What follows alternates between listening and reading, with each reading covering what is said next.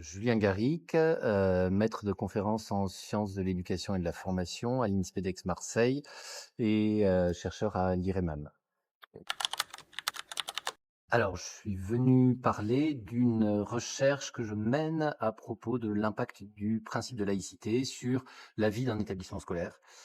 et sur, la manière dont ce principe de laïcité, en produisant un sentiment de discrimination chez les élèves, a produit une mobilisation improbable. Il y a, disons, un élément de sens commun très largement partagé au sein de l'éducation nationale, c'est que les comportements des élèves en lien avec la laïcité, en particulier le comportement des élèves musulmans, ou même plus précisément le comportement des filles musulmanes par rapport à la question de la laïcité, est très fortement impacté par une fréquentation des réseaux sociaux, de réseaux sociaux d'influence par rapport à la question en particulier des tenues. Et d'autre part, dans ma recherche, moi, je vois que, en tout cas, les contraintes qui sont imposées sur leur tenue, ou quelque chose qui provoque, d'une certaine manière, en miroir, une expérimentation du politique ou de la citoyenneté un peu paradoxale. C'est-à-dire que dans le sentiment de discrimination, elles vont se mobiliser, se concerter, s'engager dans une forme de revendication. Question de la discrimination au sein de l'éducation nationale, elle se pose selon moi pas tant comme dans d'autres domaines comme le travail,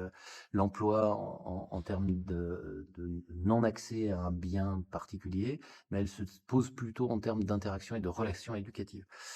Et donc ce sentiment de discrimination que vont subir ces jeunes filles par rapport à la manière dont on leur impose des codes vestimentaires, pour aller vite, c'est quelque chose qui provoque effectivement un sentiment d'absence de reconnaissance et qui en fait on va pouvoir être analysé comme une manière de ne pas être respecté en tant que personne, d'une certaine manière.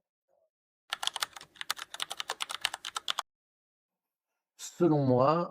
ces éléments-là, donc en tout cas la recherche que je mène qui montre